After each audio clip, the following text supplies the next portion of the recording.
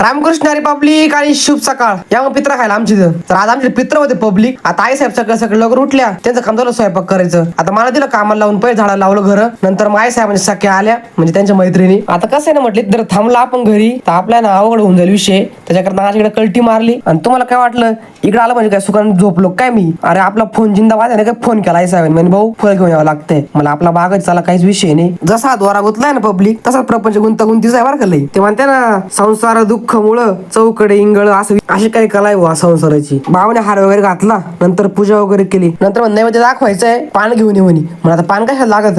अरे म्हणे आपले बाबा पहिले पान खायचे. बाबा म्हणे पानाचं ठेवलं शिवाय बाबा घास घेणार नाही. अरे खरंच बरं का ते. आजकाल 10-13 वेळेला नाही का घास घेत नसले होते, माणसाची आवडती गोष्टी ते ठेवावं लागते समोर. मग ते काही असू सिगरेट गांजा बिंजा, ते आता तुम्ही बघून घ्या काय विषय. तो नैवेद्य वगैरे दाखवला, गंध वगैरे लावायचा कार्यक्रम चालू होता. बाबा म्हणलं गंध कावर लावत्या? तर बाबा म्हणे कसं माहितीये का, पहिल्या जुन्या काळामध्ये लोकांनी डबल जेवायला बसायचे म्हणे. मग गंध लावल्या कळायचं हा जेवेल ना हा जेवेल नाही. म्हटलं अरे बापरे खतरनाक आयडिया होती. बाबा म्हटलं तुमच्या. नंतर बैठक वगैरे बसली. म्हटलं काही पानं खाते, काही बडीशेप खाते. आता मी काय खाणार आहे? मी काहीच खाल्लं नाही, फक्त बडीशेप खाल्ली, विषय मिटून टाकला. एवढा आनंद व्हायचं कारण काय पब्लिक काकीन त्यांना? अरे हा कळलं बाहेर पाऊस चालू आहे, त्याला बरं माहिती पावसाने आमच्या बरं काम केलं म्हणे. आता आम्हाला भांडण घ्यायचं काही ताण नाही राहिला, काहीच विषय नाही राहिला.